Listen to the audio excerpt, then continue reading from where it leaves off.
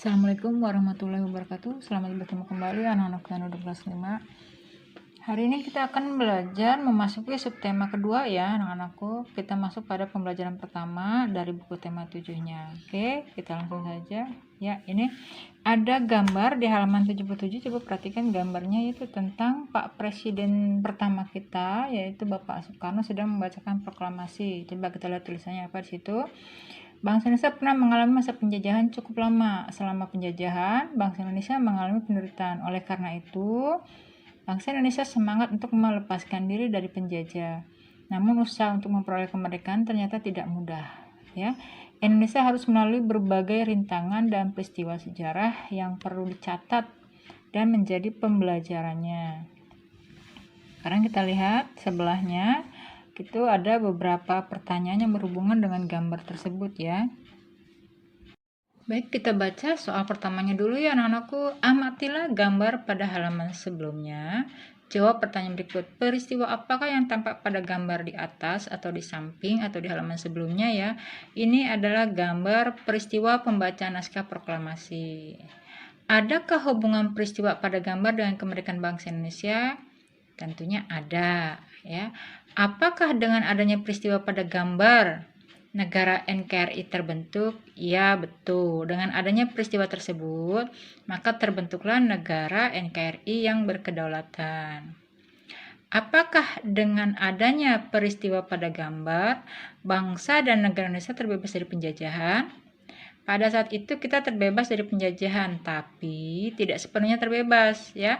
Masih banyak perjuangan para tokoh kita dan para pejuang rakyat untuk mencapai sebuah kemerdekaan. Dan sekarang kita telah terbebas dari penjajahan dan telah merdeka ya, dari penjajahan bangsa Belanda, Jepang. Kemarin kita sudah bebas ya, sekarang kita sudah merdeka. Sekarang kita lanjut pada materi pertama, yaitu pembelajaran ke-1 tentang terbentuknya Negara Kesatuan NKRI. Kita baca dulu sama-sama ya. Terbentuknya Negara Kesatuan NKRI atau Republik Indonesia tidak hanya cukup dengan pembacaan naskah proklamasi kemerdekaan pada tanggal 17 Agustus 1945. Namun, terbentuknya negara NKRI melalui berbagai tahapan dan peristiwa. Tahapan dan peristiwa memperkukuh terbentuknya Negara Kesatuan NKRI. Saat ini pun kita masih harus tetap mempertahankan kedaulatan negara kita ya. Jika tidak dipertahankan, bisa saja negara kita ini kita lepas dari sendiri, dari milik kita ya, bisa lepas diambil oleh negara lain. Jadi kita tetap harus mempertahankannya ya. Kita lihat lagi paragraf berikutnya. Proklamasi menjadi peristiwa paling bersejarah bagi bangsa Indonesia. Proklamasi juga menjadi tonggak sejarah berdirinya bangsa Indonesia menjadi negara yang merdeka dan berdaulat. Proklamasi menjadikan bangsa Indonesia terlepas dari penjajahan. Proklamasi juga menjadi awal bagi bangsa kita menentukan nasibnya sendiri. Ingat ya. Pada akhir bulan Juli 1945, Jepang menyetujui pemberian kemerdekaan kepada Indonesia ya. Pada tanggal 7 September 1945, namun pada tanggal 6 dan 9 Agustus 45, bom atom dijatuhkan sekutu di kota Hiroshima dan Nagasaki. Maka peristiwa itu mendorong diubahnya tanggal pemberian kemerdekaan Indonesia menjadi 24 Agustus 1945. Kemudian pada tanggal 15 Agustus 45, Jepang menyerah tanpa syarat kepada sekutu. Akibatnya terjadi kekosongan kekuasaan di Indonesia. Kesempatan inilah yang kemudian dimanfaatkan oleh bangsa Indonesia untuk memproklamasikan kemerdekaan. Jadi maksudnya dari bacaan ini ya anak-anakku sekalian, tadinya Jepang, kita tuh di bawah penindasan Jepang ya. Jepang itu berniat memberikan kemerdekaan kita ya pada tanggal 7 September ya. Jadi punya kesempatan memberikan kemerdekaan pada Indonesia. Tapi pada tanggal 6 dan 9 Agustus tiba-tiba Jepang itu dibom atom oleh sekutu ya, sehingga dia harus menjadi kalah. Ya kan? Dia dibom atom 6 sampai 9 Agustus. Kemudian dia mengundurkan pemberiannya. Tapi kemudian dia harus menyerah kalah ya. Tanggal 15 Agustus 45 Jepang tuh menyerah tanpa syarat Nah, dengan menyerahnya Jepang pada sekutu, maka Indonesia kosong, tidak ada pemimpin. Maka kita berinisiatif memajukan cepat-cepat memproklamasikan kemerdekaan kita. Jadi kemerdekaan kita bukan hadiah Jepang, ya. Yang tadinya rencana diberikan hadiah oleh Jepang, tapi karena Jepangnya juga sudah hancur, luluh lantak oleh bom atom, maka kita memajukan, ya, kita buru-buru mengambil tindakan, mengambil inisiatif untuk memproklamasikan kemerdekaan Indonesia. Seperti itu, ya. Oke, kita lanjut. Nah, ini peristiwa pembacaan naskah proklamasi. Pembacaan teks proklamasi kemerdekaan dilaksanakan pada hari Jumat, tanggal 17 Agustus 1945. Sejak pagi telah dilakukan persiapan-persiapan di Rumah Insinyur Soekarno. Untuk menyambut proklamasi kemerdekaan Indonesia, banyak tokoh pergerakan nasional beserta rakyat berkumpul di tempat itu. Mereka ingin menyaksikan pembacaan teks proklamasi kemerdekaan Indonesia.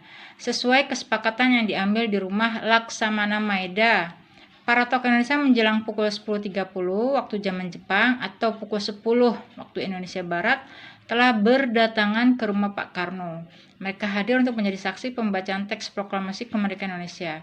Acara yang disusun dalam upacara di kediaman Pak Karno antara lain satu pembacaan teks proklamasi, kedua pengibaran bendera, yang ketiga sambutan Wali Kota Suwiryo dan Dr. Muwardi. Kemudian upacara proklamasi kemerdekaan berlangsung tanpa protokol, ya. Latif Hendra Diningrat memberi aba-aba siap kepada semua barisan pemuda. Semua yang hadir berdiri tegak dengan sikap sempurna. Suasana menjadi sangat hening.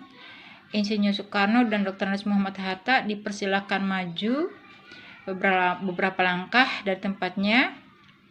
Kemudian Pak Karno mendekati mikrofon dengan suaranya yang mantap. Pak Karno didampingi oleh Bapak Muhammad Hatta, ya, membacakan teks proklamasi kemerdekaan Indonesia yang telah diketik oleh Sayuti Malik. Nah, ini di bawah ini berikut naskah teks proklamasi yang sudah diketik oleh Sayuti Malik. Ibu akan coba menggambarkan bagaimana pembacaan teks proklamasi. Coba perhatikan baik-baik, ya. Proklamasi. Kami, bangsa Indonesia, dengan ini menyatakan kemerdekaan Indonesia. Hal-hal yang mengenai pemindahan kekuasaan dan lain-lain diselenggarakan dengan cara saksama dan dalam tempo yang sesingkat-singkatnya. Jakarta, 17 Agustus 1945, atas nama bangsa Indonesia, Soekarno Hatta. Nah, anakku, kalian sudah mendengar pembacaan proklamasi oleh Bapak Insinyur Soekarno, Presiden kita yang pertama.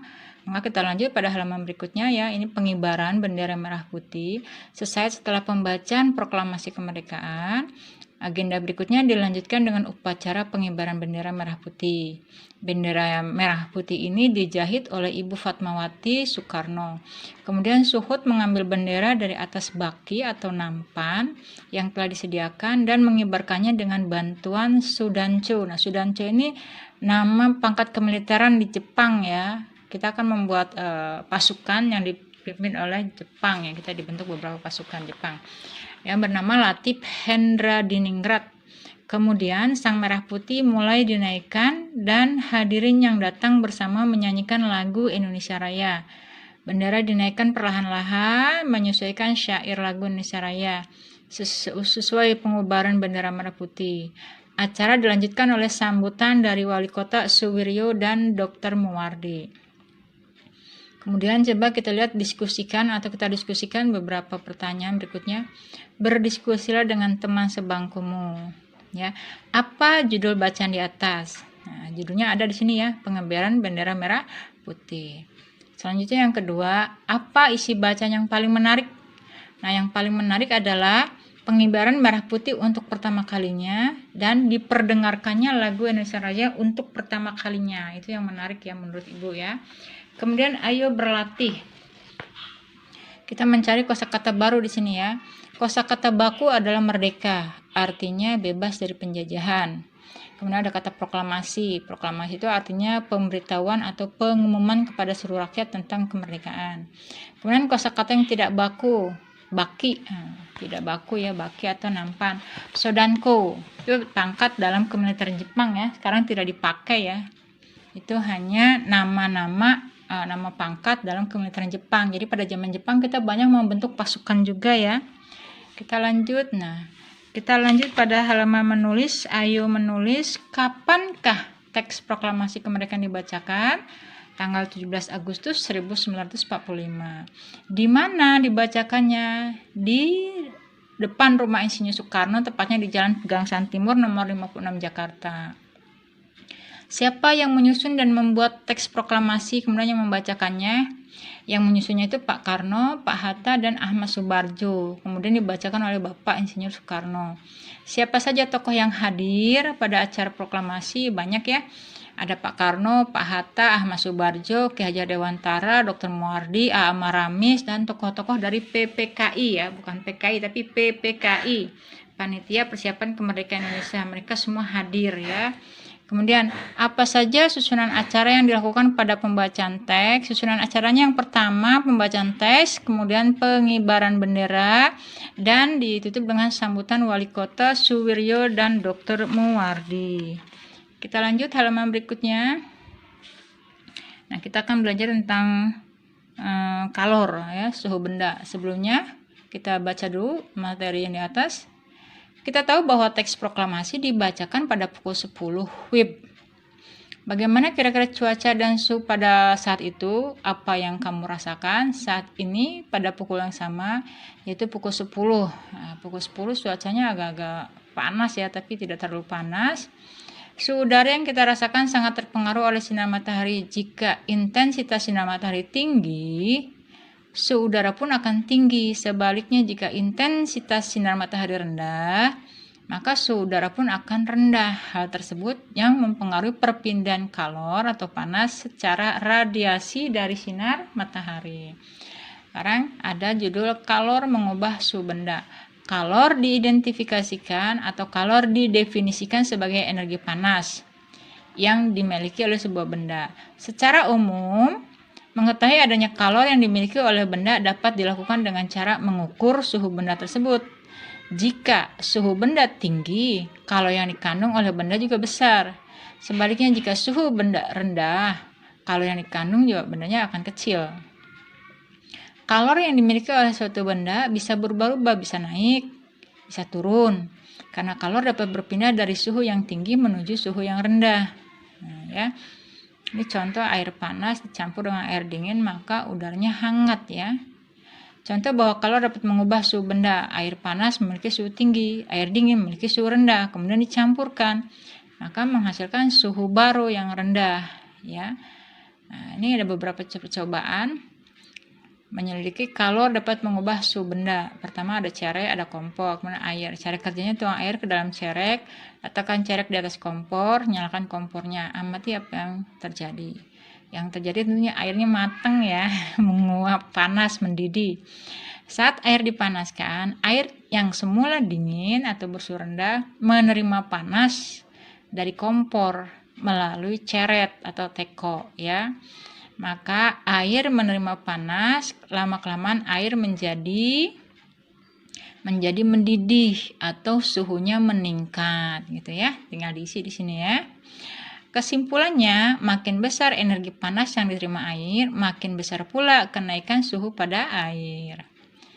Kemudian peristiwa perubahan suhu karena kalor. Perubahan suhu, peristiwa penguapan ya.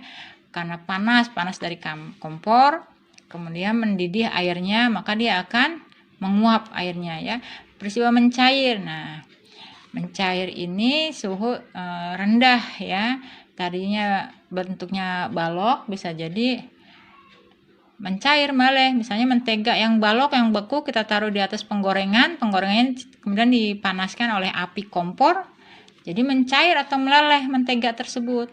Nah, menyublim contohnya ada sepasang atau sebuah kapur barus, Kemudian kena suhu ruangan dia akan menghilang ya. Itu namanya nyublin. Semuanya karena kalor atau panas. Sekarang kita merenungkan ya, kita bagian merenungkan. Kemerdekaan yang sekarang kita rasakan tidaklah terjadi begitu saja. Kemerdekaan terjadi melalui proses yang sangat panjang. Berbagai peristiwa, usaha, dan pengorbanan turut andil dalam mencapai kemerdekaan, khususnya peristiwa penyusunan dan pembacaan teks proklamasi. Tidak bisa dipungkiri bahwa peran dan jasa tokoh pejuang kemerdekaan sangat besar. Dengan segenap jiwa dan raga, mereka bersatu padu mempersiapkan proklamasi. Mereka bekerja sama saling bahu-membahu tanpa membedakan golongan. Apakah sebagai generasi penerus bangsa kamu akan merusak nilai-nilai perjuangan tersebut? Apakah kamu mampu meneruskan perjuangan tersebut? Apa yang dapat kamu lakukan untuk meneruskan perjuangan para pahlawan pendahulu? Ungkapkan pendapatmu pada kolom berikut. Nah, pertanyaannya, apakah sebagai generasi penerus bangsa kamu akan merusak nilai-nilai perjuangan? Nah, kalau ibu mah tidak akan merusak ya. Akankah kamu mampu meneruskan perjuangan? Insya Allah sanggup meneruskan perjuangan ya dengan bekerja dan belajar. Kemudian apa yang dapat kamu lakukan untuk meneruskan perjuangan para pahlawan pendahulu? Nah, sesuai dengan bakatnya masing-masing ya. Seorang pelajar tentu meneruskan perjuangan para tokohnya dengan belajar keras mencapai cita-citanya untuk memajukan bangsa. Demikian pula juga dengan seorang guru, dia akan belajar dan bekerja menyampaikan hal-hal yang terbaik kepada para siswanya. Seorang tentara akan berjuang keras mempertahankan negaranya dari ancaman dari luar dan dari dalam negeri. Masing-masing pada porsinya ya. Kemudian untuk kerjasama dengan orang tua, bacakan teks proklamasi di depan orang tua dan anggota keluargamu yang lain. Selesai membaca, mintalah tanggapan mereka pada kolom tersebut. Nah, jika mereka memiliki tanggapan, kalian tulis di sini tanggapannya. Oke, baik anak-anakku sekalian, sekarang kita sudah selesai mempelajari pada subtema 2 pembelajaran 1 ya dari tema 7. Ibu tutup saja bukunya dengan mengucapkan wassalamualaikum warahmatullahi wabarakatuh.